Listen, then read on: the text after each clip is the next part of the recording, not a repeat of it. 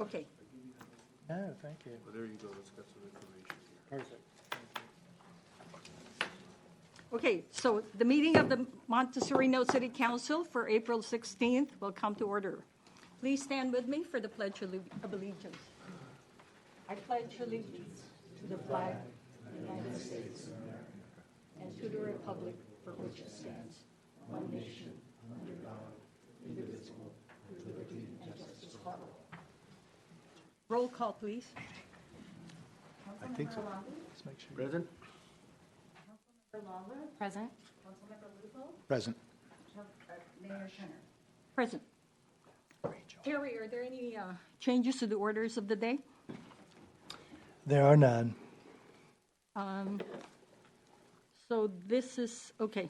So we have no oral communications. We have 4 written communications, and we will take them one at a time. So just for clarification, we're not going to vote. We're not going to have a motion here to fund this. We're just going to hear what you have to say.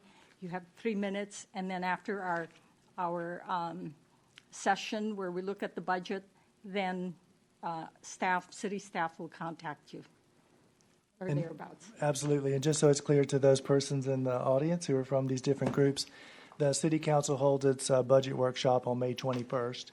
And so what will happen is your request will appear during the workshop portion, and they'll decide, what to fund or not. So tonight is about just presenting your case. Okay, so let me just say that you have 3 minutes. So the first person I want to call is Ginger McDonald.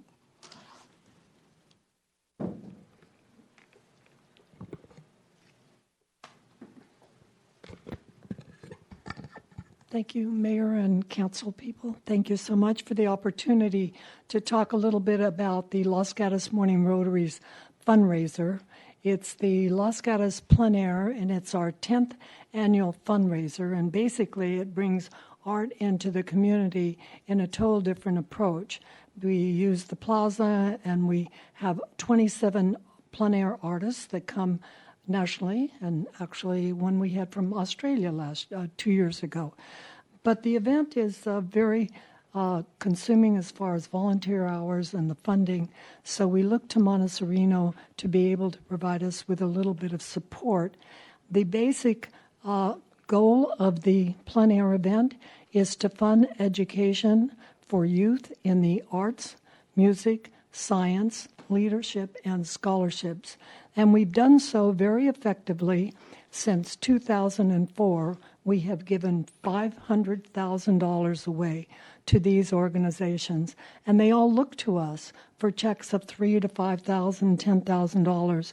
And it's different from what they themselves come to ask for, because we want both things to happen, but we create an arena to bring in a larger population of individuals, art lovers, people interested in art, so that allows more people to understand the value and the vital importance of having art in the community and having art in our classes. As you know, so many of these organizations do vital services for the youth from K to 12. This year, our event will be on July the 22nd and 23rd. On the 22nd, that's a Saturday night, we're going to open up the town to art, open to the public, and we will have music, wine tasting, and the artist's choice for the best piece that they have produced in the 4 days that the artists are here. At that time, people can come. We have a lot of traffic in Los Gatos on Saturday nights, and we hope to attract the foot traffic to come in, look at the art, talk to the artists, taste the wine from Testarossa, and, of course, make a purchase. The following morning, starting at 10 o'clock sharp, in complement with the crowds that come for the farmers market, we will then have over 100 pieces of original oil, pastels, and watercolors to show to the community.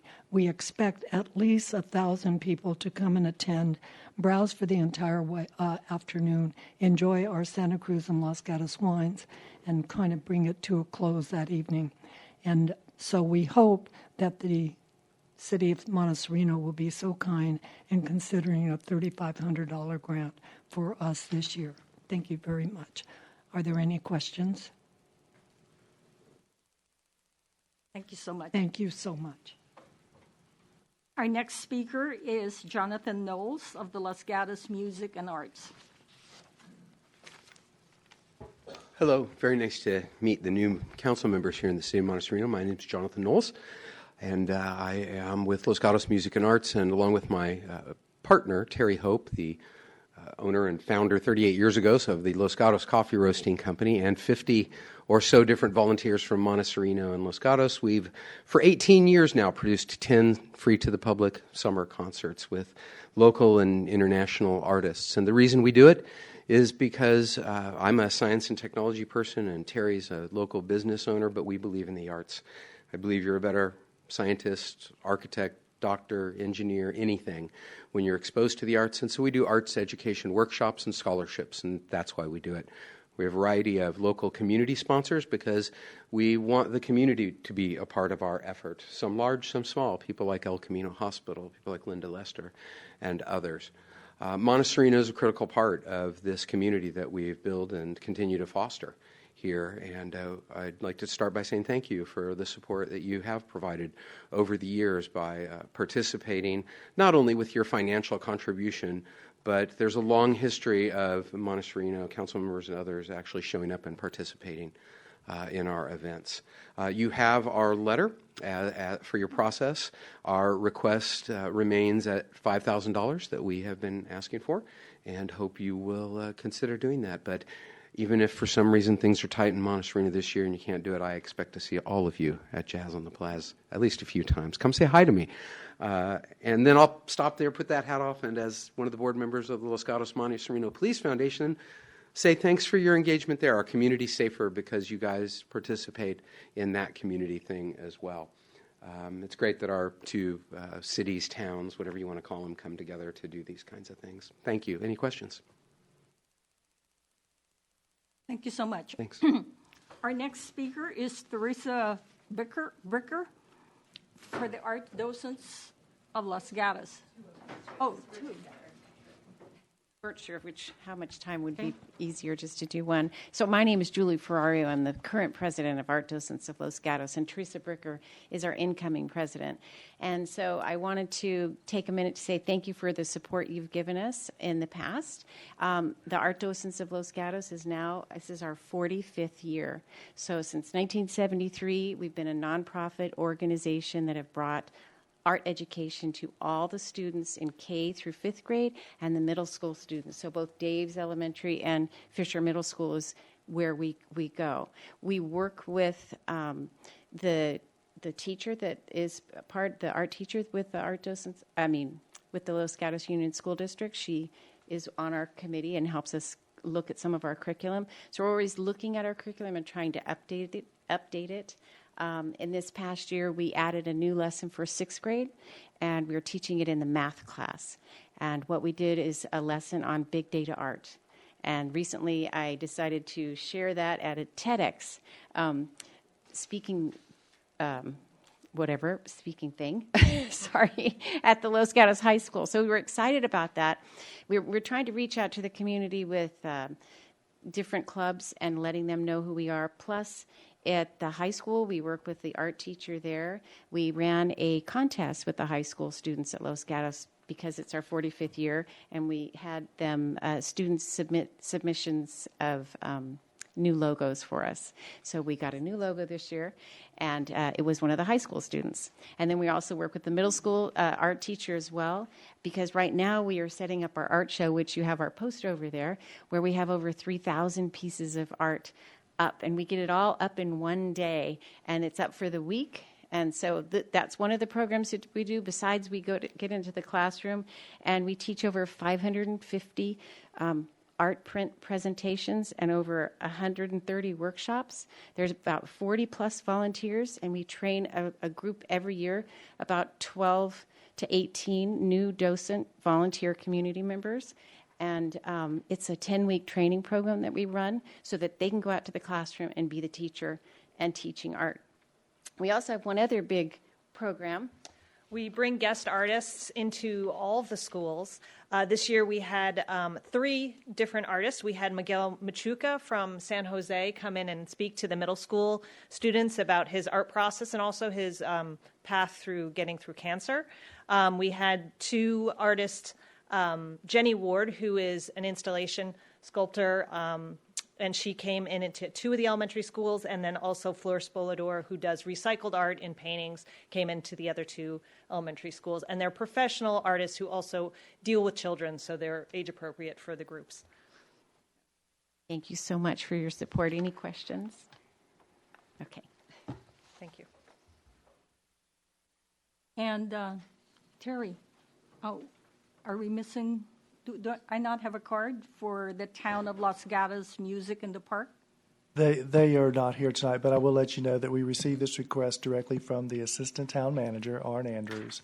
And so they're putting their hat in the ring as well to request funding. And that Can do that at the next council Yeah, meeting. I mean, they're not going to make a presentation, but the materials are included, and there were 3 different levels, I think. So that's Yeah. for your consideration until the workshop. Okay. So the premier is $5,000, the single is $2,500, and the partial is $1,000. Correct. I guess that's all that we have for written communications. So now, I just had a question. Yes. Is there a deadline for people to put in their funding requests? I mean, there is technically, but since the workshop's not till the 21st, we're actually going to be receiving. I tried really hard to get the ride program request, the Reach Your Destination Early for the seniors, the senior transportation program we have. I tried to get the county to get that to us before last week to get this in, but they didn't. So that will come at that time, and it's possible there may be one other group that might be asking for a small amount. So I think it should be fine if that's just not included until that time. And is there some criteria as to who can ask? I mean, I would There's expect, not. I would expect like the home shelter people to ask for money, or There's not, and some cities do. They have an amount, and they have a fairly elaborate process. It's just my impression here in Monte Sereno. We've not had very many, and they're generally small. So the city has not embarked on any sort of more complex process to date. I would expect a food bank to be here, or No, do we ever we- get those or no? We have not, have we? No. Serious, why not? okay, so let me move to the next order of business, which is the consent calendar. We have 9 items on the consent calendar, which will be taken in one motion. Do I have anyone on the council that wishes to speak on any of these items?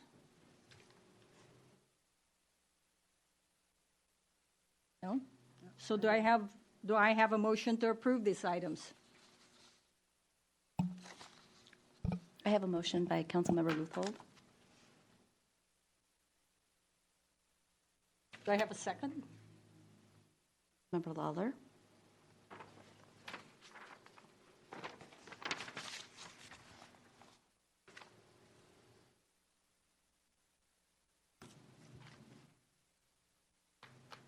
Okay, I have all votes said, and it passes 4-0. Thank you. Okay. So the next order of business is public hearings. So we have Title 10, and we have 5 different sections within Title 10. So let me go through the public hearing procedure. Oh, okay.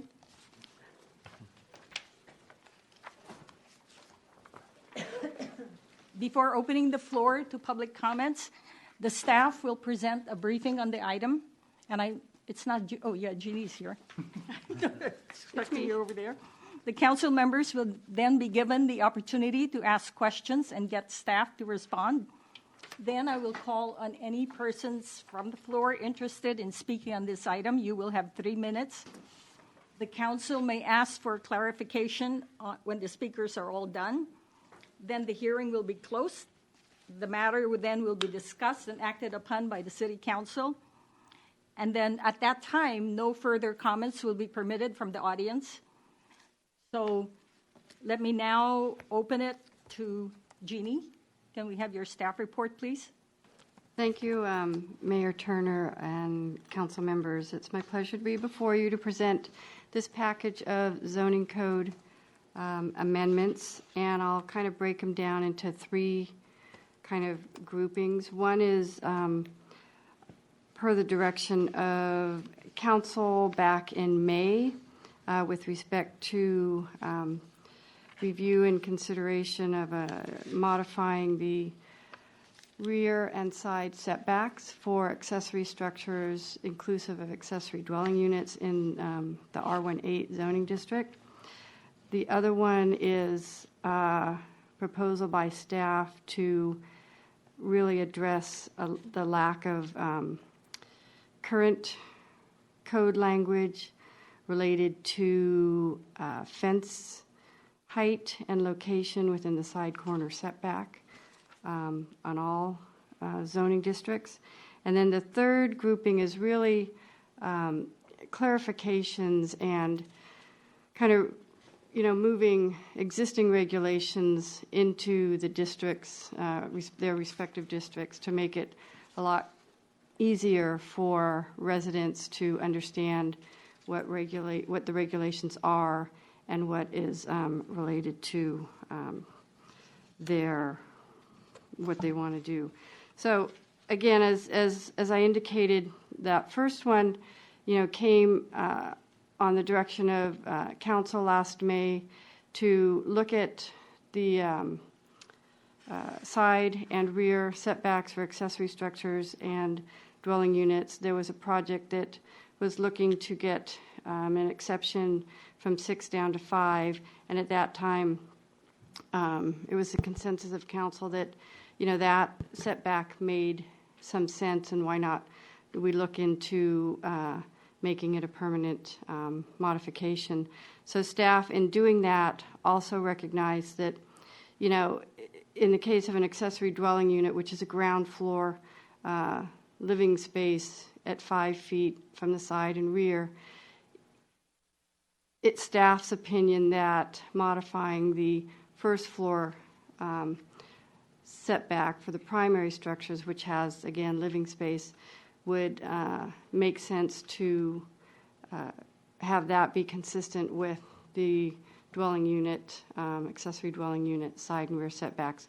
So what you're seeing is kind of a combination of what was directed by council as well as staff's analysis and opinion to have some consistency related to a setback for living space along the side. No other setbacks for the primary structure are being proposed to be modified. And I'll go ahead and put forth, we brought the whole package of amendments, proposed amendments, to Site and Architecture at their April meeting, and as you'll see discussed in the background, they reviewed it, and with respect to this proposal, the staff, the Site and Architectural Commission felt that both the proposed amendment to the accessory structure and dwelling unit side and rear setbacks as well as the primary should be retained at 6. They felt that that was more consistent with the city's overall rural character. So hopefully that's reflected in the background section here. The other proposal that staff is putting forth, and I've put together a graphic that may help explain this a little bit. Currently, the fence height regulations, which are found in our general provisions section, establishes where you can have a 3-foot high fence, where you can have a 6-foot tall fence. And if you look at the graphic, we're not changing any of the regulations relative to fence height within the front setback in any of the districts. We're not changing any of the regulations related to fence height along the interior side property line or the rear property line in any of the districts. So the only area where we're focusing actually establishing a side corner setback fence height regulation as well as proposing a modification as I said, is along the side corner.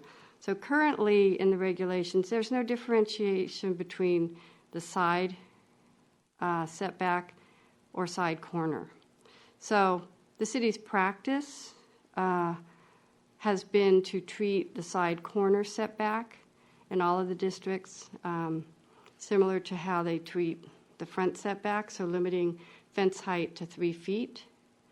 Although it doesn't say that, that's been the practice. So at the minimum, we need to codify side corner setback. And in the various districts, that side corner setback is 15.5 feet in the R18.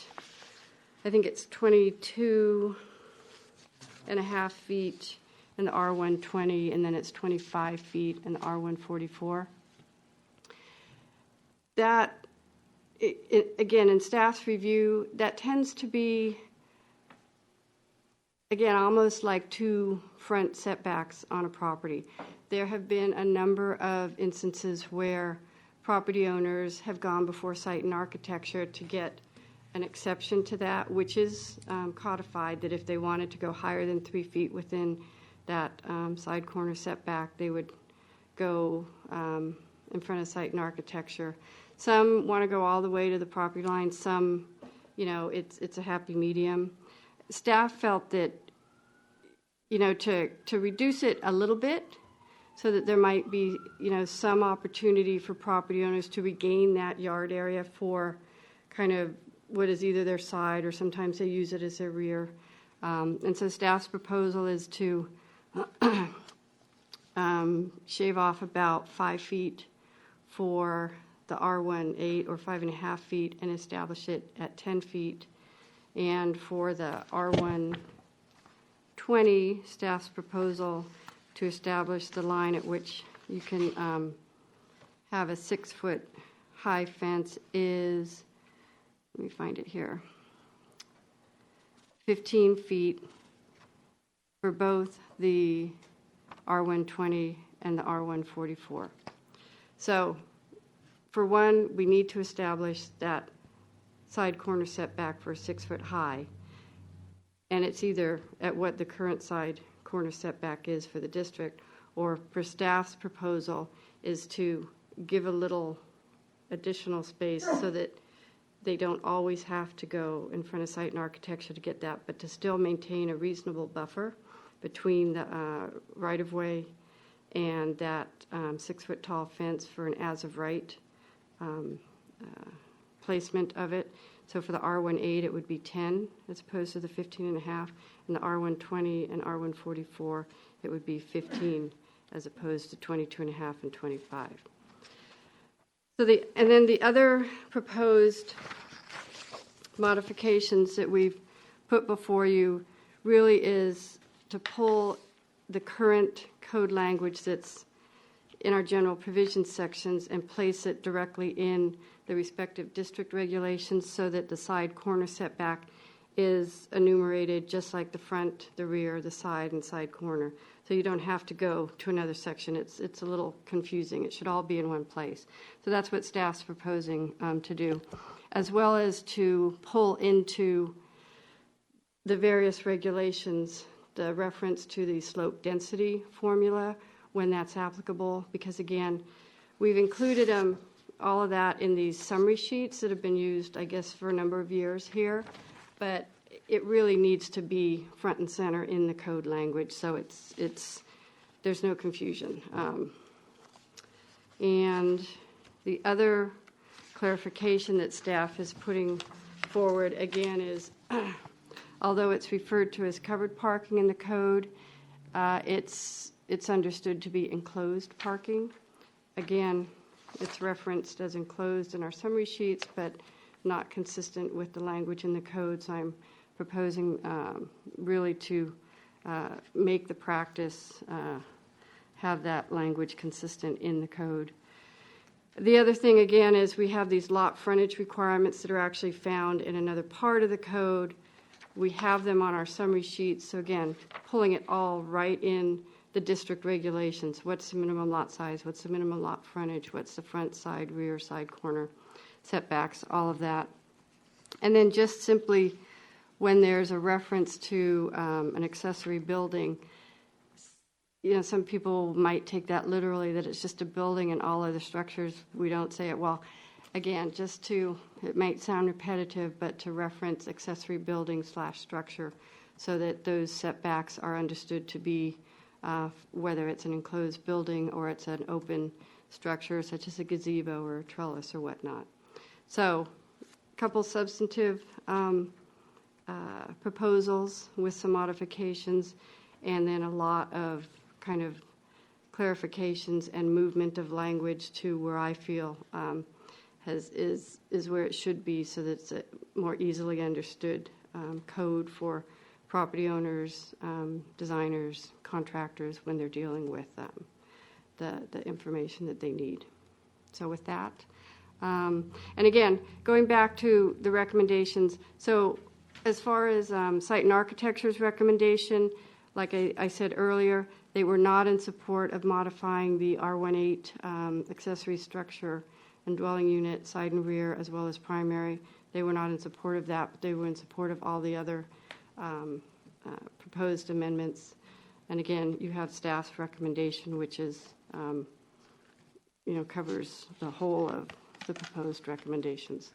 So with that, I'm available for any questions. So before I open this up for discussion from the council here, Jeannie, could you define an ADU versus an accessory building versus a structure? Well, an accessory dwelling unit is an accessory buildings. All buildings are structures. All buildings are structures, but not all structures are buildings. And you kind of have to read through all the different definitions. An accessory dwelling unit, by its nature, is an accessory building. So we go by the accessory structure setbacks for accessory dwelling units. Because it is a dwelling, the city, again, by practice, and I believe it's codified, uses the accessory, the dwelling unit height for single story, because all detached structures are limited to 1 story. So. Okay, so let me open it up to council, to the council members. Hang on. Council Member Luthold. Okay, a couple of questions. So first of all, Site and Architecture is recommending adoption of the fence changes. Is that correct? Correct. The fence setback changes? Okay. And I'm wondering, is the cost to request a variance on the fence the same as any structural variance? I remember when I looked at it before for myself, it was very expensive, and there is no option for a variance to the fence. It's actually, it's a codified exception for fence height. So in the language, it does say you're limited to, for example, in the front setback, you're limited to 3 feet. However, if you want to go higher than that, you need to get approval by the Site and Architecture through the site development permit process. So it's actually a codified exception. You're not asking for a variance to those regulations.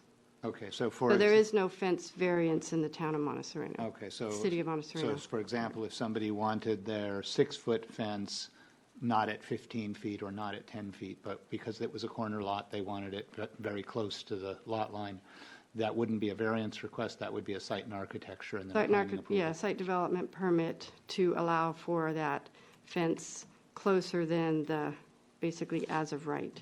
Okay. All the other, you can have it as of right without any sort of permit at those defined setbacks. If you want it higher, up to 6 feet, any closer than those, you have to get it through approval of a site development permit through the Site and Architectural Commission. Okay, appreciate that. Those are my questions. Okay, so let me move over to Mayor Pro Tem Lawler. Well, I think you answered the question. I was really confused about the side setback. So it's a corner lot, and we're talking from the corner towards the house. Correct. So you're giving them an extra 5 feet, 5. Correct. 4.5 feet. Okay. I think you clarified the accessory units. What is the language that you mentioned? Current language contains some redundancy. Proposed language removes unnecessary language to reduce confusion and chance of conflict. Do you have an example of that? if you look at, let's see, well, so if you look in, I don't have the actual code here, but if you have here I have it. Like in each of the districts, we'll have a front, side, rear, and then we have some regulations related to structural coverage and impervious coverage. For whatever reason, and I'm sure there might have been at some point, but there lists, okay, for one-story structures, there's a limitation of structural coverage in the R18 to 40%. For two-story structures, there's a limitation to structural coverage at 40%. There's no practical difference. There's no reason to have that. It's just for all structures on the property, your structural coverage is limited to 40%. So we don't really need to differentiate between whether you have a single story, you have a two-story structure. It's whatever structures are out there. And structural coverage is defined as inclusive of all structures, as well as pools and spas, whether they're in ground or above ground. So we really don't need to have that almost distinction and then redundant distinction. Thank you. That's it for me. I'm done. Councilmember Lai? Thank you. The only issue between the site commission and what the staff is proposing is the 5-foot or the 6-foot setback. That seems to be the only Yeah, the thing proposal that in the R18 district for whether it's a 5-foot or a 6-foot setback, that would not make any difference on ADUs as far as setting one up. I'm sorry, what? Whether you have a 5-foot setback or a 6-foot setback, if somebody wants to put an ADU together, that 1 foot is not going to affect that, right? Well, it is, I mean, yeah, it will. It will now create a side and rear setback for accessory structures, which an ADU is an accessory structure. They can now propose it at 5 feet as opposed to 6. Yeah, I guess my question is, how many would be affected by that change if it was This, 5 and foot? this is just in the R18 Right. district. It's not in the R120 or the Understood. R144. So the more rural zoning districts, we're not touching the setbacks for any accessory structures or accessory dwelling units. It's just in the smaller lots, that additional foot could be, because the lots in the R18s can range anywhere from 50 to 70. You know, you have a mix of lot sizes in your R18, which is predominantly this eastern small area of the city. So it could have some impact on some units because they may not be enough of a setback, but could they then come back and get a permit change from the site, an architect say we want to do it at 5 foot? Well, accessory dwelling units don't go in front of site and architecture anyway. The permit issue. accessory structures would. If they've gotten one already permitted but not constructed, they can modify their building permit plans. If they've, it's already constructed and they want to bump it out a foot, they could. So it could. So even if you say the setback is 6 foot, you're saying if somebody needs a 5-foot setback, they could still get that? This proposal would allow for that, yes. Madam Mayor, just to clarify, I think, so if you make the change as staff is recommending, it would be 6 feet. There would be no ability to do less than 6 feet? That's what I want to know. Yeah, there would not be. No. 5 feet. But if we kept it at 6 feet, Right. they would have to keep it at 6 feet. They would not have the ability to come in and ask for less. Yeah. Right. So that was But my the question. proposal would allow for them, as proposed, would allow for them to go down to 5. Oh, you lost me. No. The staff's recommendation is 6 foot. No, staff's recommendation per the direction of council from last May is that we modify what is currently 6 feet, a side and rear setback. To 5 feet. To 5 feet. Yeah, we're not going more restrictive. We're going Right. less restrictive per the direction of council. But the site commission says keep it at 6 foot. Their recommendation is to keep it at the 6 foot. I guess if you currently. keep it at 6 foot, if somebody needs 5 foot, they would not be able to modify it. They would not be able to modify it. The only opportunity would be to Ask for a variance at ask that for a point? variance, but again, those variance findings are very strict and cannot be applied across the board. Okay, That's my question. Thank you. okay, so, any more questions? No, I'm good. No? Okay, so I guess I have one question, and that has to do with side corner setback, that paragraph, where you have the proposed language includes the required minimum plus an exception in the case of a key lot. That's just existing language that I'm pulling from the general provisions into that. So I'm not changing the key lot stuff. Okay, That's just existing language that we're pulling into a different part of the code. okay, Yeah, the key lot stuff is existing. okay. So if we have no more discussions from council, I will open it up for a public hearing. I did have one more, if I may. Sure.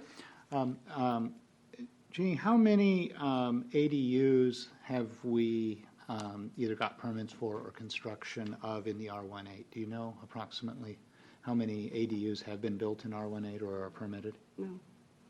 Is I'd it- have to go back and research that, and I could get it to you. Okay.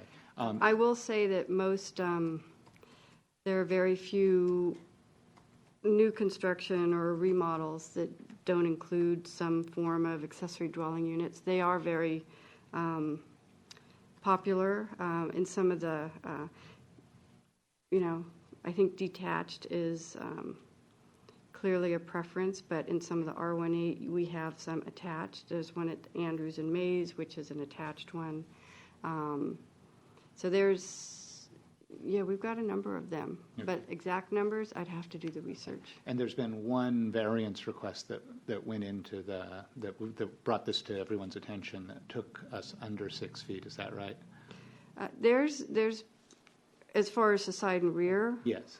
recently, that's all I'm aware of. There have been some past approvals of ADUs in the front setbacks, because currently a detached structure, accessory structure has to be in the rear or to the back of the front property line. So there have been other variances to other development standards for accessory dwelling units where... Just the one so far on the 5 foot, 6 foot issue in the rear yards that we're talking about. To be honest, I can't say definitively because I've only been here 2.5 years, so I'd have to go back in the research. There might have been some others on some more irregular shaped lots that got some other variance to side or rear. All right, thanks. Any more? Nothing. One last chance. Okay. So let me now open it up to the public. The public portion of the hearing is now open. And let me call Mr. Daniel LeBouvet.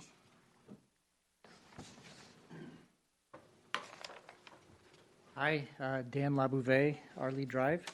I spoke at the meeting, the site and architecture meeting, against this proposal of reducing the setback from 6 to 5. I think it's just too small, right? I mean, if you contrast it with what we're talking about for fences, we're saying that from a side yard fence setback has to be 10 feet, but a structure needs to be, 5 feet. That's half. 6 feet, I think, is the current regulation. I think we should keep it there. Furthermore, in order to justify this, I would really like to see that there is a problem, right? There should be some letters of people complaining that this is a problem, that it's somehow limiting their development, and there should be something beyond one as a data set to define a problem. And it would be nice if the city were more proactive in terms of even polling residents how they feel about these sorts of changes, especially when you're reducing a setback versus making something, relaxing it. This issue did come up. I remember and sat through the meeting. It was the variance from Xena Avenue where this came about. And I listened back on that recording, and I believe it was Marshall who commented that these things just don't come up very often. And so, again, I would like to see a better definition of this problem before we move to make these setbacks more restrictive. Thanks. Thank you. Let me now call on Marianne Taba.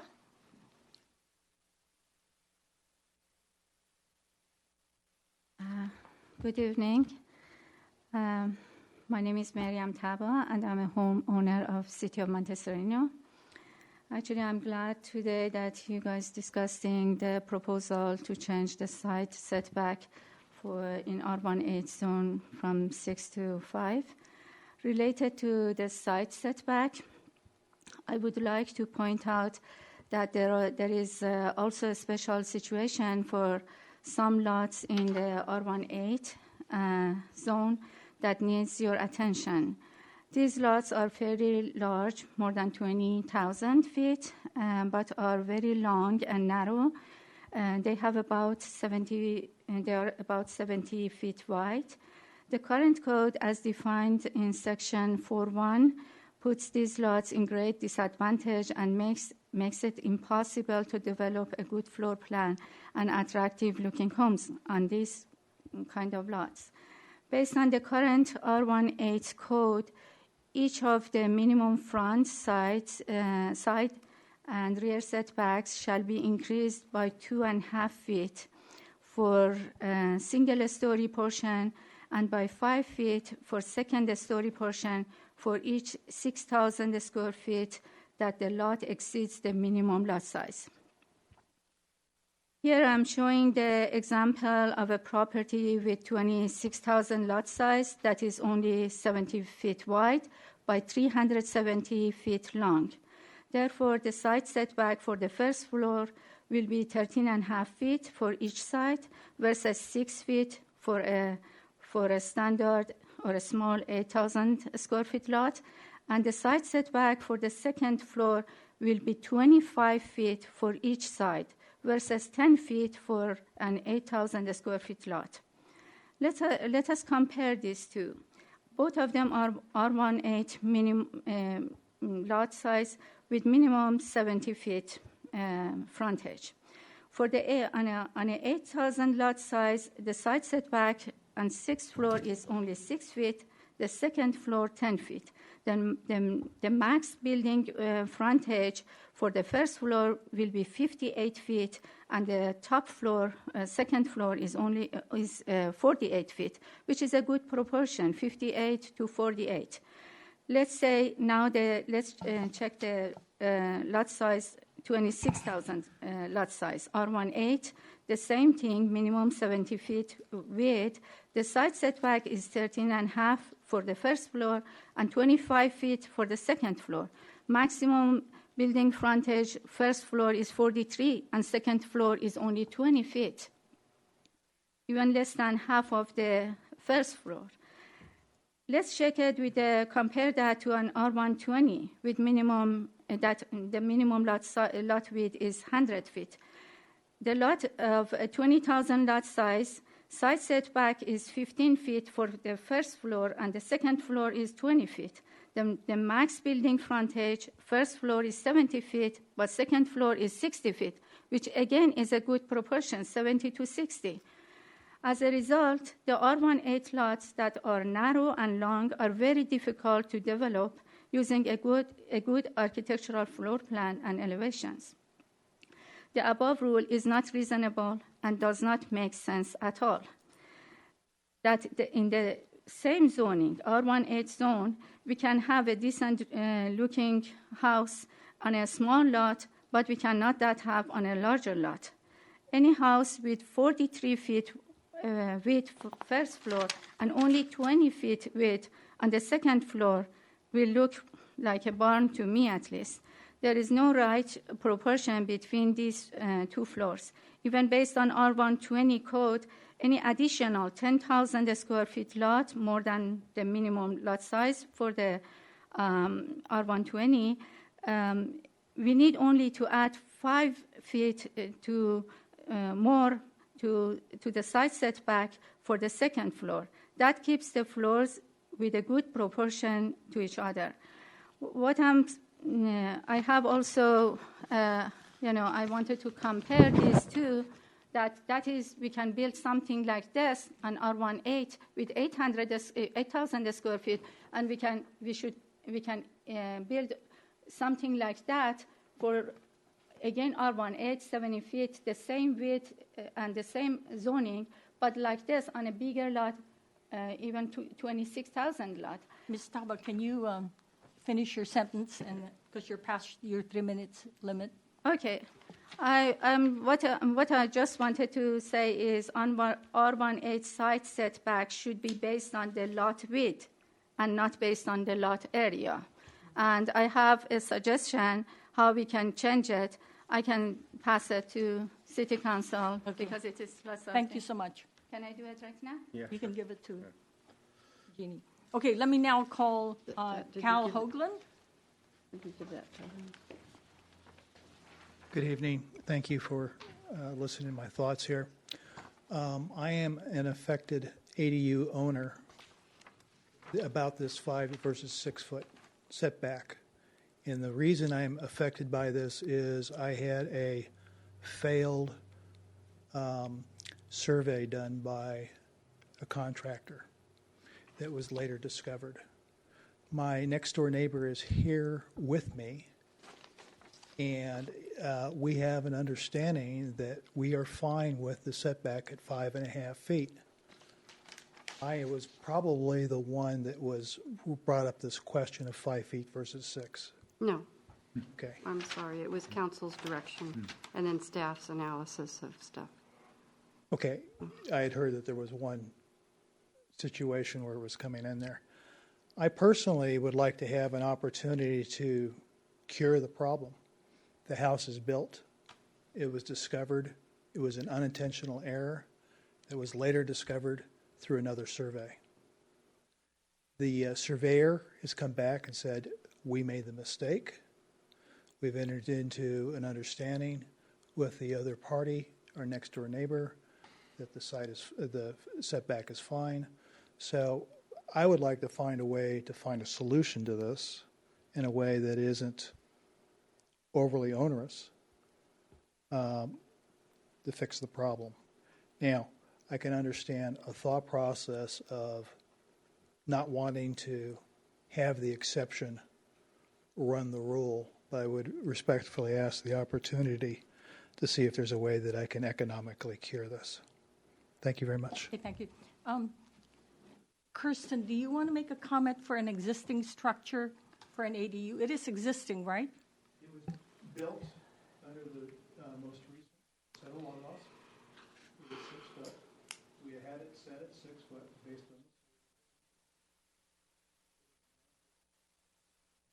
on. So the project that he is referring to actually does not comply with our current code, our current regulations, because of an error made by the surveyor. If the modification that staff is recommending is adopted, that would address the issue on their property, I believe. But that is different than the situation we were discussing, which is the ADU and the setback from the swimming pool that really started this conversation. Do I have another card? I think I do, but. Oh, I'm sorry. So the other way to do it would be to apply for a variance? Is that what he would have to do? Yes, and I believe there has been conversations with staff about that. The problem is, with a variance is there are very strict findings that are required that are related to the property itself. And so there needs to be something unique about the property, and I'm not sure that that exists here. Can we ask him to bring it? Can we agendize this? So we've been working with staff. Staff has been working with them to try to come to a resolution. Okay. And I can answer could you hang on questions for a while? later. Let me call Dan Barris first, and then we will come back to it. If you know, go ahead, Mr. Barris. Thank you, Dan Barris, Poppy Lane. I am living in the zoning R18. I am directly affected by the current zoning. I have a 52 feet wide lot, 52 foot wide lot.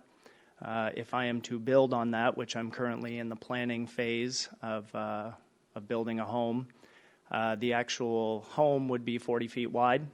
There's a requirement that the garage be 400 square feet. That puts 20 square feet in the front, or 20 linear feet in the front, which leaves 20 feet to actually build, to have the other part of the home. The site and architecture has come back and said it doesn't fit the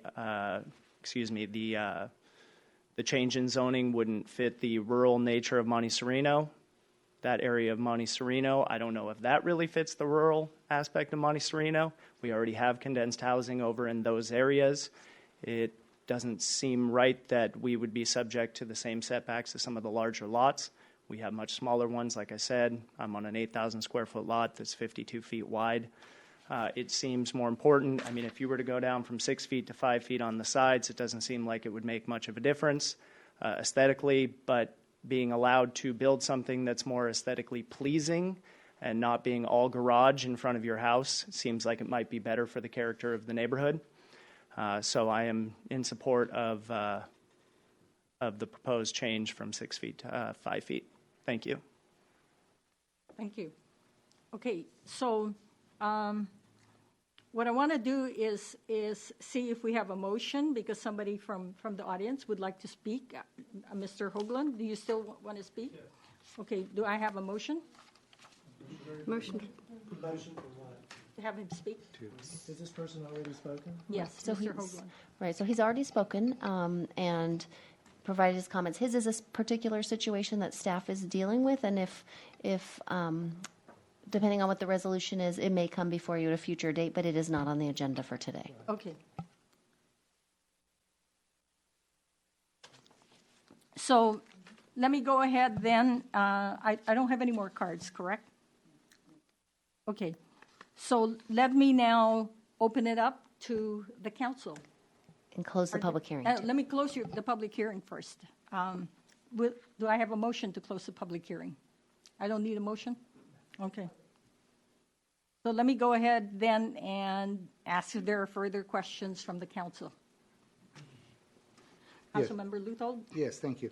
I have a couple of questions first before some comments. The first question was Ms. Tava brought up this question of proportionality of second floors, first floors, narrow lots.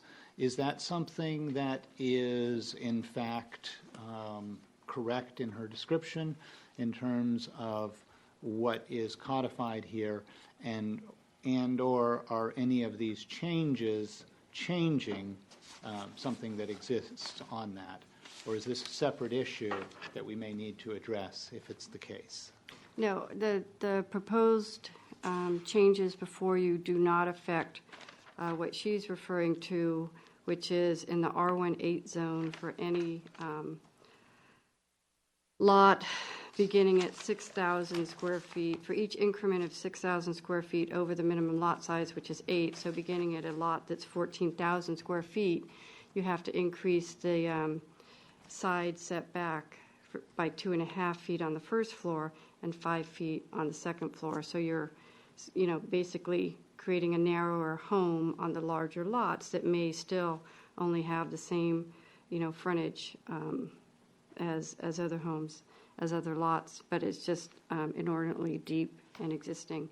So nothing before you is changing those regulations. The only thing we are changing is, or proposing to change is the side setback for the primary structure, 6 down to 5, again, to be consistent with the accessory structure and dwelling unit, detached dwelling unit setbacks, because, again, from staff standpoint, if there's an allowance for living space at the first floor through a detached accessory dwelling unit to be at 5 feet, it makes it very difficult, to be quite honest, to argue why we then have other living space at the ground floor at 6. So there tends to be some consistency when you do zoning regulations relative to the same sort of space. So that's why staff is proposing to also amend the ground floor side setback for the primary structure. That additional setback based on lot size remains the same. So if I'm following this, then no changes other than the ground floor. Correct. And then the thinking on these deep lots with narrower frontages is that they would probably be more one-story if they wanted the square footage because it does look like a strange structure. I'm going to be honest, I don't really know what the thinking was. Okay. Quite honest. Because sometimes there are regulations that are there that just persist over time, and who knows what the thinking, but it does, she is correct. For a 70-foot that you have a half acre, you are forcing the design of that home to a place where it's very wedding cake-ish, if you get my drift. So it could, again, it could come back to site and architecture and then council if they were looking to do a different shape of structure than is allowed under. Yes, yeah. And I think if council really looked into the regulations relative to additional standards imposed on lots of certain sizes, again, there's, for those larger lots, you get additional square footage for each square foot over 10,000 square feet. So there might be a package deal that we'd want to look at or whatnot. So, but that would have to be directed to come back at a different time. Okay. And then related both to what Mr. Hoagland brought up today, but also to the issue that we have to use variances to solve anything where it's not of right by built into the ordinances here. It sounds like we need to have very specific findings to support certain of the variance requests. Is it discretionary that the council could relax those variance findings, or is that something that's codified that we have to deal with forever and ever? It's mandated by state law. Okay. Yeah. And it is very specific, and the findings are, one is there's a unique characteristic to the property that denies the property owner the same benefits of others in the same zoning district. So the quintessential variance would be if you had a lot that was maybe a pie-shaped lot, and so you couldn't meet the setbacks because it comes to a point. But typically on a rectangular-shaped lot, it would be very difficult to justify a variance. Okay, thank you. Those are my questions. Staff would like to clarify one thing that was said, because I want to make sure that it's understood that we are not modifying. I think Mr. Labouvet indicated that we're modifying the side setback, corner side setback. Again, we're not modifying any structure, home, accessory structure side setbacks. That is still, if you look in the code, any detached structure is still going to have to meet that larger setback. It cannot come down to 5 feet on a side corner. So that already has to meet the same setback as the primary, side setback of the primary structure. So a detached accessory structure, accessory dwelling unit on the side corner will not be able to come down to 5 feet. That is not being changed. It still has to meet the side corner setback of the primary structure. So I didn't talk about that because it's not being changed. Are you done? Yes, thank you. Okay, Councilmember Lani? Yeah, it seems like, the way the ADUs are going, we need to be able to provide more room for the ADUs to grow. And housing element and other issues are coming up, and if the variances are going to be an issue on these, we probably want to go back to the 5 foot if we can, and keep that room available. The other question, I guess, on the issue raised on the odd lot, on the long rectangular size, I guess we can't deal with it today, but that may be something you want to look at to see if some changes can be proposed. So those houses can be built on those kind of lots also, suffer by being too large. Any more? Mayor Pro Tem Lawler? I'm a little bit confused. A quick question is I actually went back and listened to the audio that Mr. Labouvet had mentioned, and I'm just curious. My take on that audio was that the council was not for changing the setback, based on the fact there was not many people asking for variances. So I'm just sort of questioning why this is here now. Well, I think the main point that we tried to make at the meeting was, this for that particular project, supporting the variance, staff felt was difficult to do. We did eventually, come up with some findings, which our city attorney felt was strong enough. But given that it was, right at the border, in these situations, it's typical that staff would recommend that the ordinance be changed, because then other folks may come forward and say, well, I want the 5 foot, similar to what this person did down the street, because they had, I think there was a pool was an issue, and it was, so in the end, instead of, getting applications for more variances, which we feel would be difficult to support, it would be better to change the ordinance. And we did, try to make that clear at that meeting. And based on that, they were said, well, please bring it back. I mean, it would just be at a later date. Did they do that? I didn't see it in the minutes. It's in the minutes. It was, it was just part of the meeting procedures, the discussion.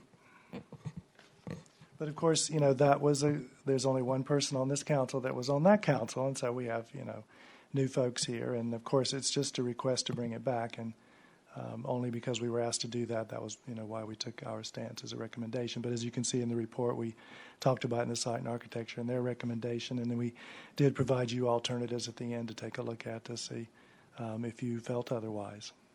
So I was on that meeting when it happened, and I support Mayor Pro Tem Lawler's statement that the old council didn't really ask for the change from 6 feet to 5 feet.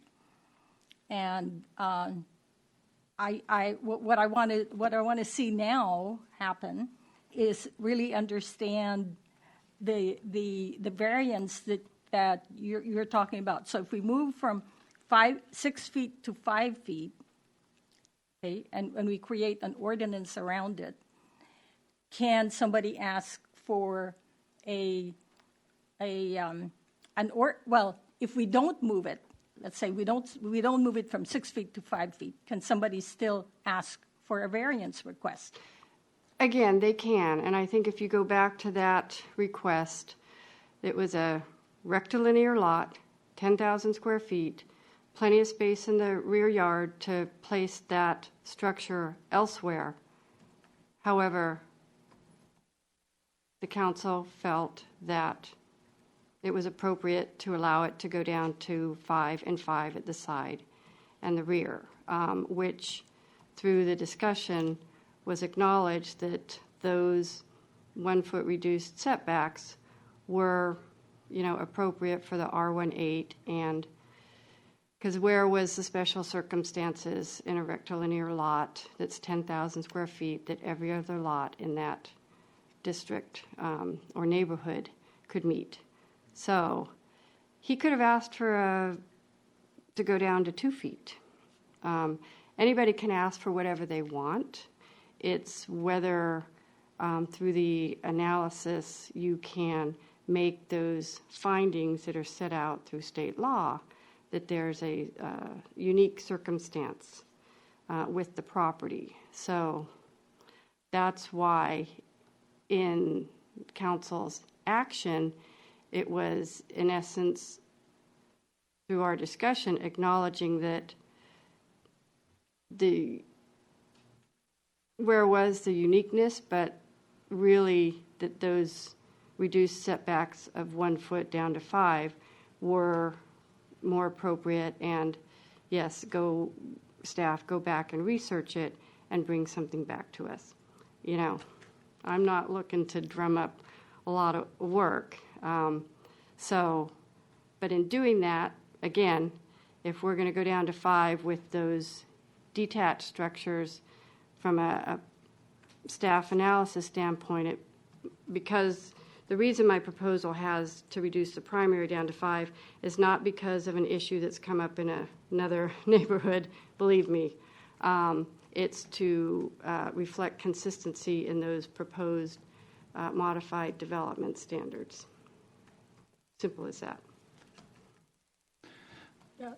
Councilmember Luthold? Yeah, so my thoughts on this are in terms of where we go next with it, and leading into a discussion here about some modifications I would propose as a motion to modify this. And that is, we have the language here What we don't have is much public outreach, and this has come up on the agenda, better notice than we've ever had before, and we've had both sides speak to this from some of the affected homeowners. But we have certainly several hundreds of lots in the R18 zoning. I haven't seen any discussion on next door, although I've been busy the last week. I don't think this came up at all.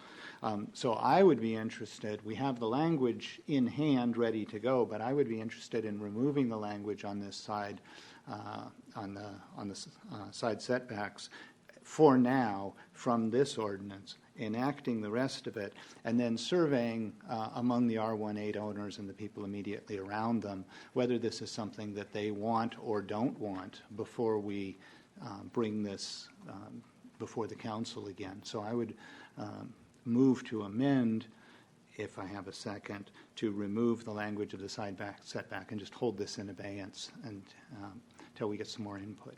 Okay, so I guess, Kirsten, this would be alternative number 2, correct? It would be, and so when it's time, I can help you walk through the motion language. Do I have a second? Let me just, Oh, Councilmember Elahi, go ahead. I just want a clarification. I guess if you take it out, then the existing law stays in effect, and the setbacks remain at 6 foot. Right, and then what I'm looking for is that we would hold this, get more input, and then make a Well, decision. we can always bring it back. But Exactly, but technically, you're not removing anything, you're just changing it from, I guess you can remove it, but then the existing.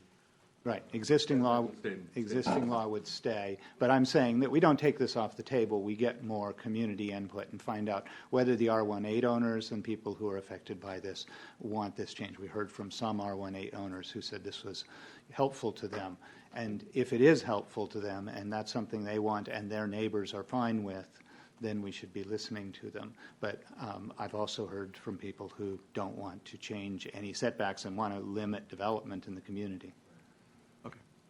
Okay, so let me read alternative 2.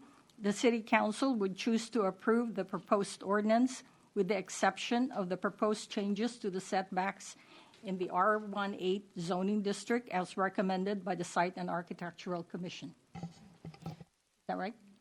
So that's the recommendation. The technical language would be a motion to introduce, an ordinance of the City Council of the City of Monte Sereno amending Title 10, Chapter 10.05, Section 10.05.020 R144 District Regulations, Chapter 10.05, Section 10.05030 R120 District Regulations, and Chapter 10.05, Section 10.05040 R18 District Regulations, including modifying the side setbacks for primary structures in the R18. They don't want to include that. No. With the Not exception of. Sorry. With the exception of primary and accessory structures in the R18 district and Title 10, Chapter 10.06, Section 10.06 130, height of fences modifying the requirements for the height of a fence within the side corner setback, as well as inclusion of the frontage requirements for all residential zoning districts and other clarifications of the regulations, and waive the reading thereof. So did you just say? I just said the motion. Let me repeat what you said. So you said 20, 30, not 40, 130. So what I did was I reread the title of the ordinance. That's how we introduce ordinances. I reread that. I eliminated the reference to the primary and accessory structures. And what we're doing is in Section 3 of the ordinance, Yes. we're changing the side yard setback back to 6 feet. Yes. For now. Is this the first reading of the ordinance, or are we passing the ordinance? This is the introduction. So if it's the first reading, we can keep the ordinance as it is, because people will get a chance to come back and on the second time to address it. So we don't have to, because there is going to be a second reading at the next hearing? There will be, so you will adopt it at the next meeting on the 7th. It's typically a consent item, but it can always be pulled off of So consent. if somebody wants to come in and have their say-so on it, we could consider that at that time. They could. If you at that point wanted to change it, though, we'd have to start the process all over again. All right. But if we do that, we also have to do some community outreach, is that correct? To get input from the public, from the rest of the public. I believe that was the motion. And staff would ask what that looks like to you. Yeah. What do you want me to do? I can mail stuff. We can post on the web. I would. So I would. I don't do next door. I Yeah. can't have access to that. Right. Sorry. Right. So I would actually like to see a mailing, and this is just my proposal, would be a mailing to the R18 owners and the people immediately around the R18 owners. So anyone who's R18 or next door to R18. Okay. So would that 300 feet apply then? I don't think it would be I wouldn't be looking at 300 feet. I'd only be looking at next door neighbors to an R18. So it'd be R18 plus anyone who is directly adjacent to an R18.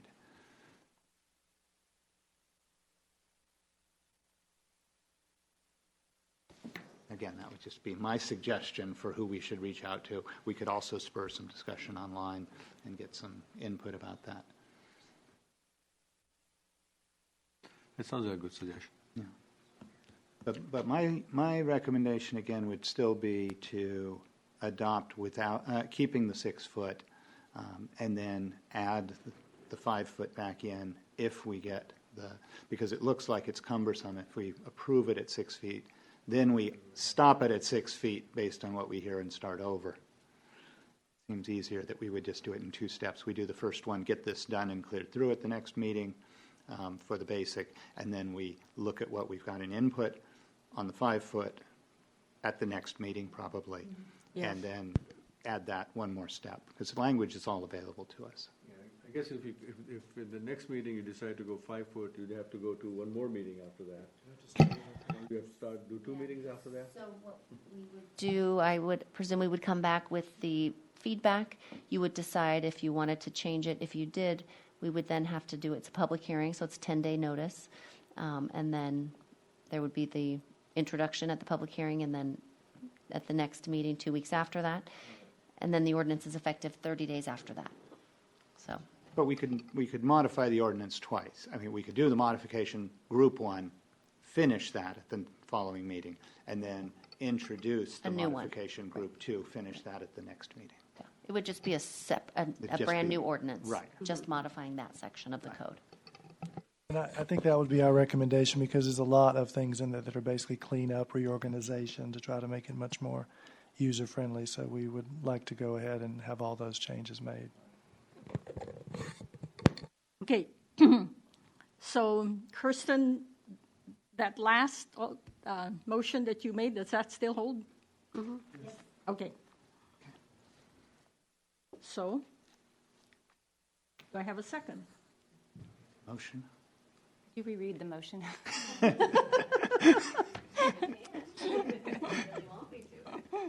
Yeah, we want Could you to give me do the it. clip notes of it? Yes.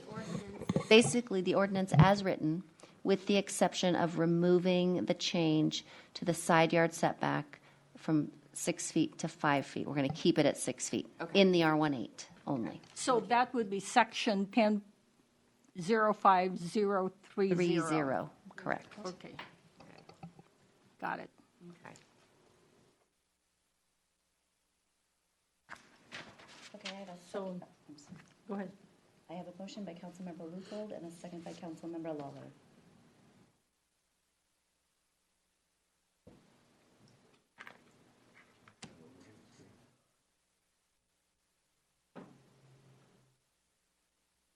The vote.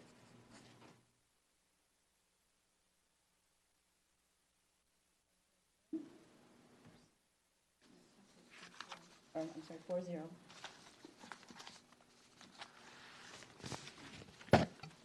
And so then I guess the only thing we would need is just a consensus on doing the mailing to the R18s plus the contiguous properties. Do we make a motion on it? Well, it helps Just direction. Just direct a staff. direction from Yeah. a majority. And the only thing I don't know is if we can get the mailing out, people can receive it and respond prior to May 7th.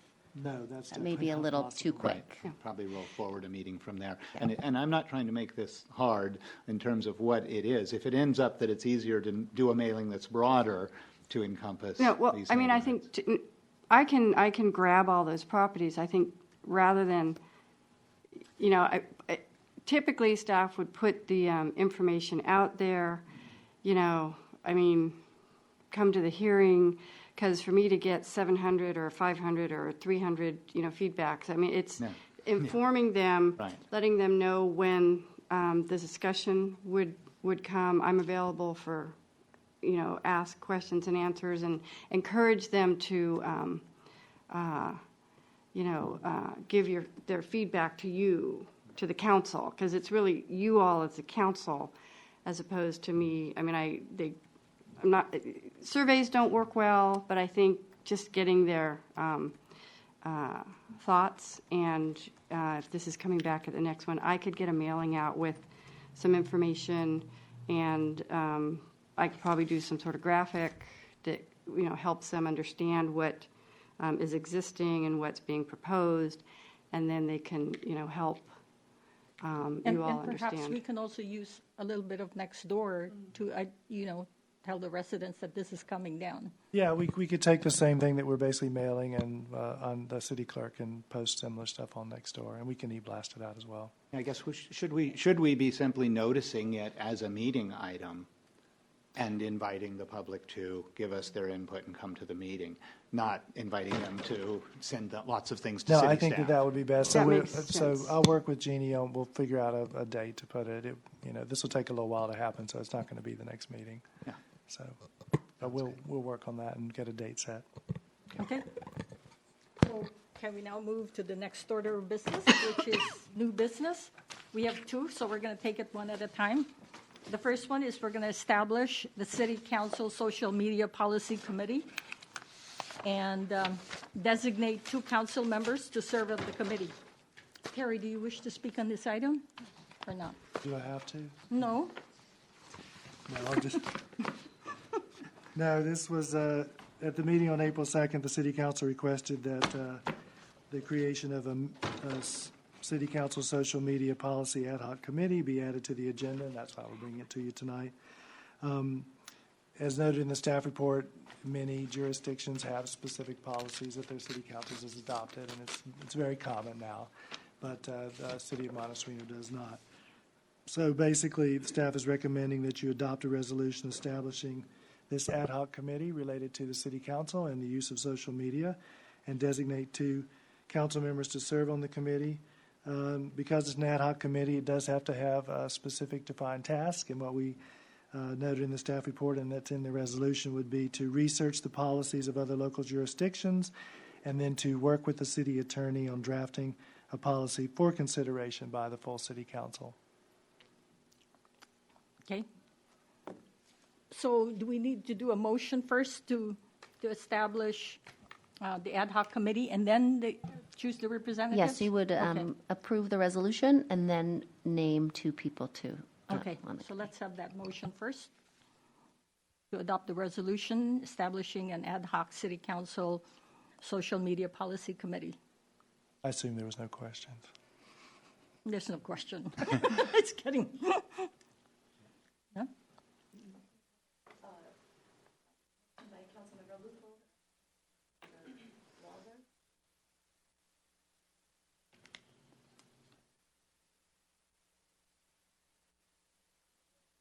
Not for City Council.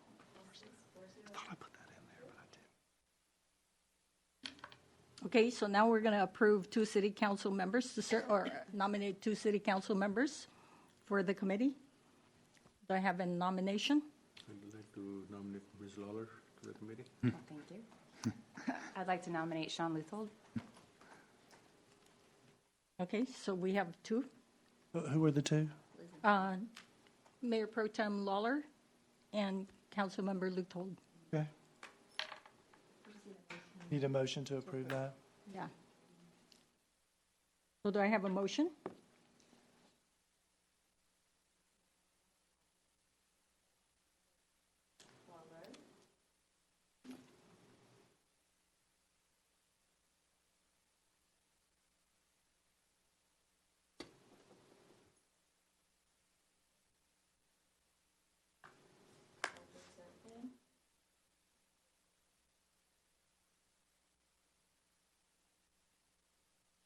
Okay, so let's move to the next item, which is to establish the City Council CASA Legislation Ad Hoc Committee.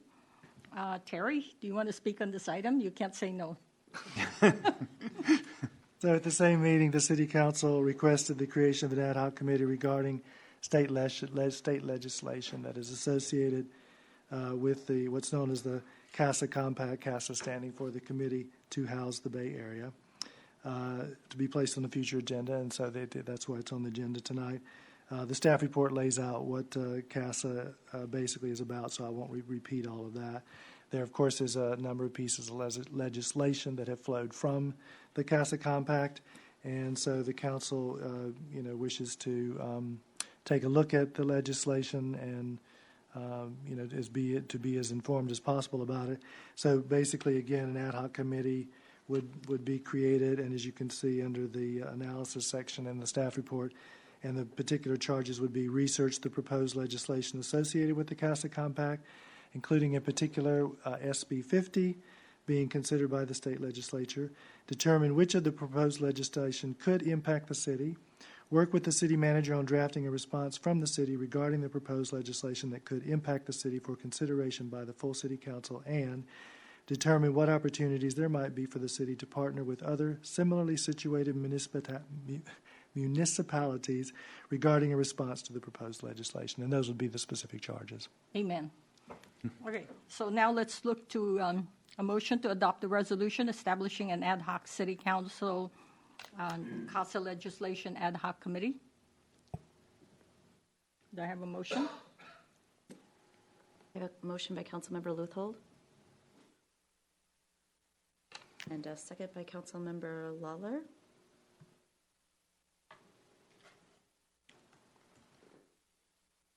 Screen should be up. All votes are in. It passes 4-0. So you need to make an assignment? Yes, so now we have to do the assignment of 2 city council members to serve on the committee. Do I have a suggestion, a nomination? I would nominate Ms. Turner. Okay. I would second that nomination. I would also be interested in serving on this committee, though, so depending on you guys. And I would nominate Council Member Leuthold. I got to return the favor. All right, I think Mr. Elahi's nominated himself, so. Oh, did you? Yeah. Oh, I'm sorry. Didn't understand what you said. I withdraw my nomination. Yeah. But up to you. No, No. absolutely you. So you need to make a motion and Yes. take a vote for that. So the motion will be to nominate Councilmember Turner and Councilmember Elahi. I'm so sorry. I didn't understand what you said. Okay, I have a motion by Councilmember Leuthold and a second by Councilmember Lawler.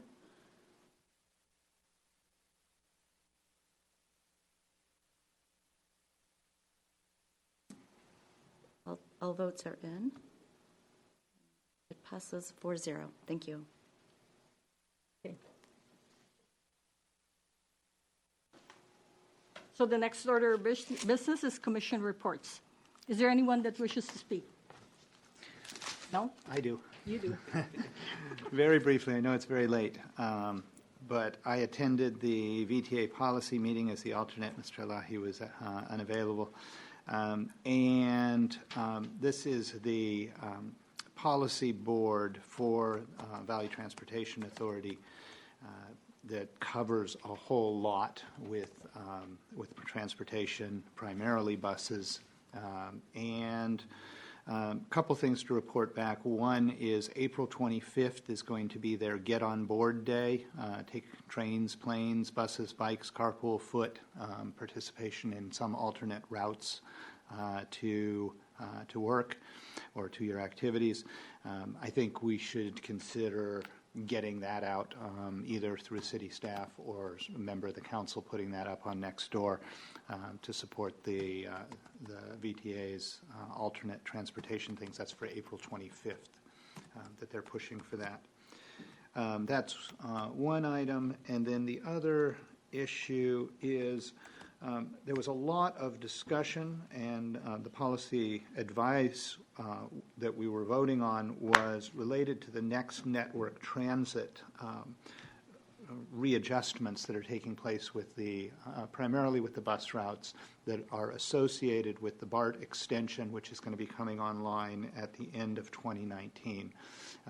This isn't of huge effect to us right now, as it is affecting others, except that there are some excellent slides that show the increased coverage of the VTA's routes that are going to be accomplished as the next generation of this routes come online. And we are affected by that. The coverage for the distances that and the number of residents of Monte Sereno and Los Gatos, the places you can reach within 20 minutes or reach within 1 hour on buses, expanding in leaps and bounds over the next year. And so transit is vastly improving. The slides, they sent them to me. I'll send this to staff, and maybe you can reflect it back to us and maybe to the community. We're going to be seeing much better transit coverage than we've ever had before coming online. And the slides really show that in a meaningful way. We're getting hundreds and hundreds of thousands of additional people accessing transit that couldn't use it before. So that was exciting news that was coming online. The other interesting discussion that occurred there was Cupertino spoke up and said, you know, we might not want so much transit, given that the more transit lines we have, the more we're going to be looking at high-density housing. So those discussions are out in the open, that transit and housing are very much related to each other. That'll be something for our ad hoc people to keep an eye on. To figure out what exactly we have online with VTA and what could be coming online in the future. Because the more service you get, the more you may be covered by taking away our local control of zoning, if these bills pass. Councilmember Elahi, no? I do. Mayor Pro Tem Lawler? So I attended the Silicon Valley Clean Energy meeting last week for Councilmember Elahi as he was at his daughter's wedding. They are celebrating their 2-year anniversary, and there was a wonderful video that they put together that I will send the city that I just got the link to. I believe I sent it to you. There was also a presentation about how dirty natural gas is, and that we really, to get to zero emissions, we really should be using electricity, and it was a fascinating presentation. It makes me want to rip out all of my gas appliances. So it's fascinating. So it's definitely part of the sustainability piece. I think it's something that we can talk about in the future and, you know, get out to our residents. I also attended the Santa Clara Valley Water District Board meeting. It was interesting because they're rolling out a fiscal year, a 10-year plan for investing in infrastructure and water supply that will be realized in 10 to 15 years. And so it's very promising to see our water being managed in that way. And that is it. Okay, so I attended the California cities, and I wanted to report on SB 50 that actually went to committee.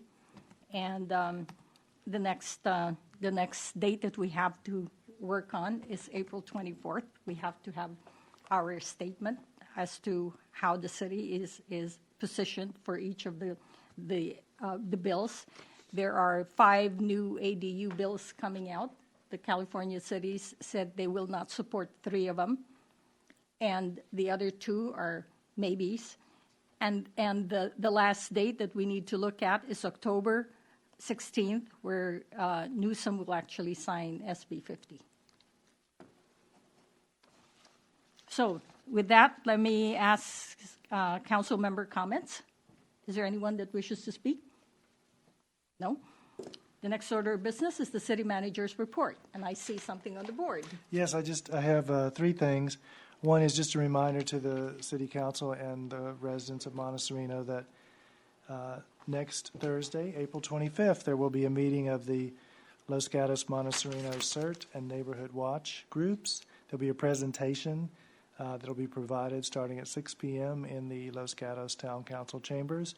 As I have been talking about endlessly, I believe that one of the key things we're missing in terms of emergency and wildfire preparedness is that connection to our local residents and the use of them to help us get the word out. And so this presentation will be somewhat around that. and as well as just the programs in general. So I encourage, I will be there, so I will encourage council members and any person in the community, or all the people in the community to show up. I hope to show up there. I'll look for you. Yes. The other one is the Ready, Set, Go program put out that's being presented. I mean, it's a statewide program, but in this case, it's being presented by the Santa Clara County Fire Department, which is our service provider. And I just wanted to remind the council and the community that we actually have 4 meetings coming up. These meetings are intended to help residents get ready and get set and be ready to go at their individual properties in terms of wildfire preparedness. The meetings are Thursday, April 25th, Tuesday, April 30th, Wednesday, May 8th, and Tuesday, May 14th at different locations in Los Gatos. All the meetings start at 6:30. Both information on both of these activities are available on the front page of the city's website. And we have been broadcasting them on Nextdoor, and I believe we've been e-blasting them as well. So we'll keep sending those out. So the last thing I just want to remind everyone is that the city is recruiting, accepting nominations from persons who are interested in serving on the city council, and the deadline for that is 5 p.m. this Thursday, and I believe we received 3 applications to date. So also information on how to apply is available on our wonderful website. Okay. When will the names of those people who have applied be made public? It'll be... They're public. They're public right Oh, now? yeah, they're already, They're yes. public. They're 3 qualified. And who are the candidates? Michael Frangidakis, Okay. Yeah. Daniel Labove, and Catherine Burnell Bloyd. Good. People are applying. So I encourage all of the city council to seek out and locate great candidates within our community and encourage them to apply. May I just add one thing? I just wanted to let the council know that there was a recent Senate bill passed, and the number escapes me, that basically does away with polling places, and they are now opening polling centers. So Santa Clara County is required to have 25 polling centers that are open and accessible for 11 consecutive days, the last day being the election day, and also 100 polling centers to be open 4 consecutive days. And of course, you know that the primaries have been changed to March, so that our elections are going to be now March and November opposed to June and November.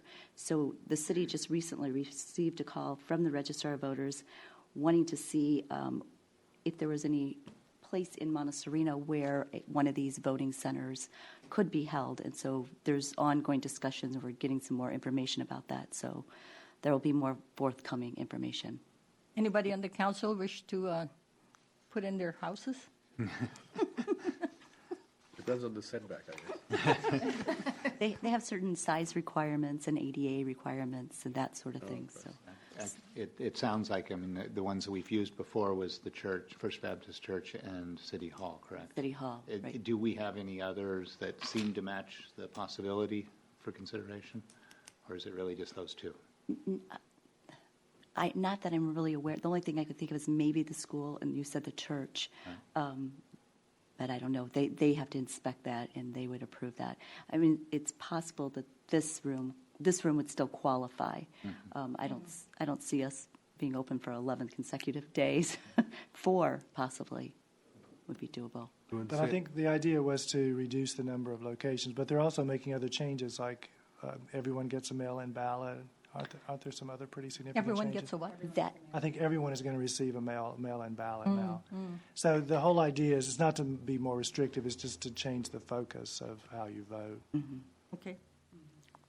Okay, so thank you, Andrea. Let's look to future agenda items. None? Okay, so let me say that our next meeting is a special meeting on April the 30th at 7 o'clock here at City Hall. Oh, I don't know that we've set the time yet, have we? Oh, we haven't set. Did we land on a time? No, we were gonna, I think we were gonna poll them. Yeah, we're trying to determine, I mean, if there's not a lot, then would the preference be to hold it at 7? Or would it be? Actually, well, let me ask. I think it was we brought this up, that if there was a lot of applicants, Well, we might want to start 6:30 or somewhat earlier, rather than running so late. Let's The see here, other Kristen. issue that was brought to my attention today and was the KCAT Oh, yes, but that event. starts at Is 6 that o'clock. night? That's 6 to 8. Can we change the date to May 1st then, or? Well, I think Tuesdays are typically better. Just we picked a Tuesday because that seems to be dates that the council it's already blocked off for council meetings. But you could do it earlier in the Like day 4 so that you o'clock or could. 5 o'clock? Yeah, 4 or 5. No, So. I like that. he works. But we could switch the day. Yeah, my son has a playoff game that night. Well, why don't we take it offline and then, Do some polling. They need to notice, I guess. We did advertise it, but, I mean, if as long as the applicants all knew. Why don't we do this? We'll look at our calendar to see what date, would work as well. We were trying to avoid having it so close to the deadline. And that's why otherwise we could have actually had it on the first meeting in May. But we're trying to avoid it just in case it has to be carried over to that first meeting in May. So we'll come up with or April 29th? I mean, we could decide tonight. I just have to check. April 29th? That's a at Monday 6 o'clock night. or 7? Hold on one second. Wait.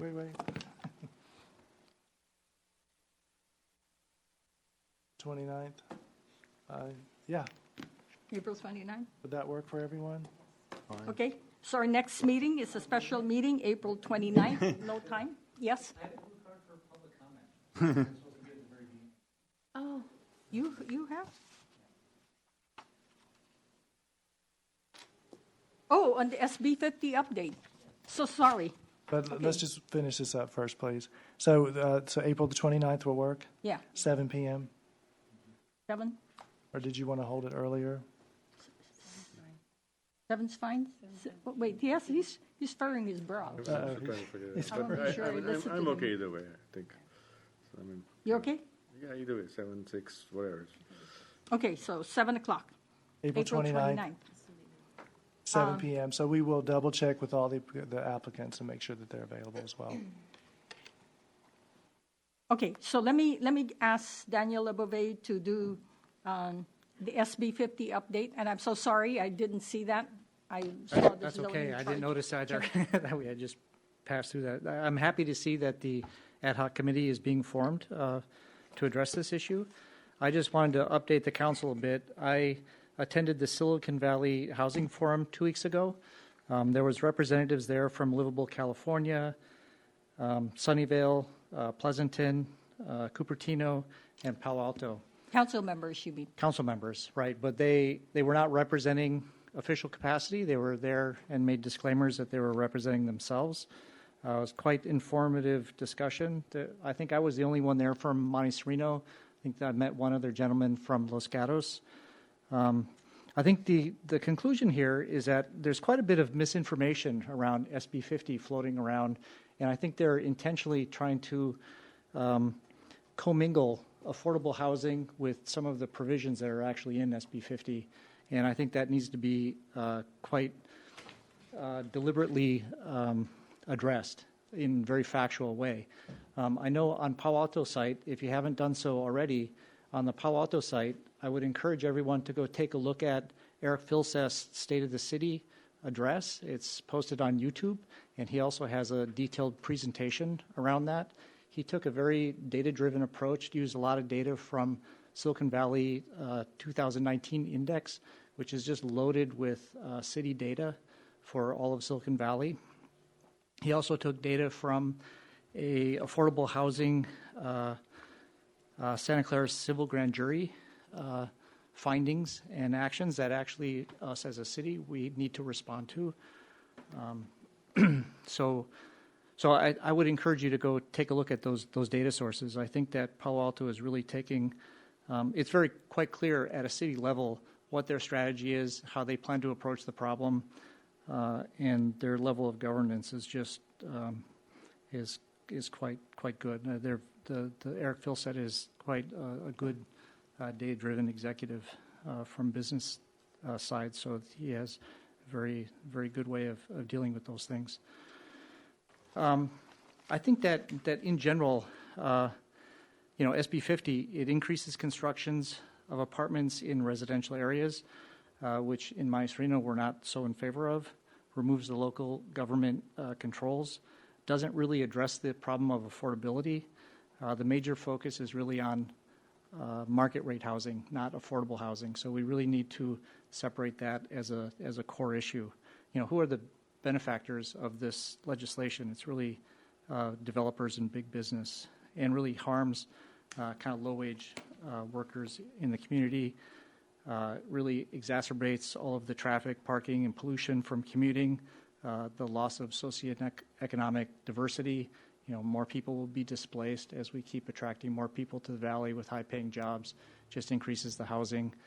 All of this building is not going to stop the fact that we're landlocked, and just law of economics will say the more building that we do, especially market rate housing, is not going to drive prices down. It's just going to increase the misery. We need to take a more sensible approach. As in Palo Alto, they've adopted a policy of balanced commercial and residential growth. And he even took some example sets where he compared and contrast one of the projects that they did that was affordable near Palo Alto versus, for example, the Velco project that actually increased housing deficits. And that one was really, the parameters of Velco was really mandated by some of these new California laws. And so he does do a pretty nice analysis of that and shows how the one-size-fits-all couple examples just really don't meet the bar and what is being promised as, hey, this is the savior to solve all of our problems. So in terms of next step, I think that of course the city needs to take formal position. I think we should inform our California representatives. And I think we need to really start promoting some awareness amongst our citizens to let them know what the city believes on these issues, and really solicit some feedback and drive some awareness even back to the California levels to our assembly person and state senator and governor. Okay. Thank you, and I appreciate your comments on that. Is there a resolution or something that we can pass addressing this whole issue? That was part of the ad hoc committee's charge, is That's to bring back a exactly resolution. for the city council to take a look at. Supposed to be doing. That's your job. The job is done. Do a resolution. It is quite interesting, in terms of also the social media committee, how if we take a look at an example of Palo Alto, how the state of the city address that they put on their website, they are pushing out a lot of strategy information in that way, so there's a lot of community involvement there. There's also blogs that are, as long as it's not business that is directly before the city, some of the council members are actually posting blogs. There's a formal letter that gets posted on Palo Alto website, so I think we can really use some of these best practices from other municipalities and adopt them here in Monte Sereno. There are actually 15 bills from Casa Compact that we need I to think look I at. counted over 30 that Well. in all. So there are it's a feeding frenzy driven by, this builder consortium. So, Thank you so much. Okay, the meeting is adjourned before anybody says no.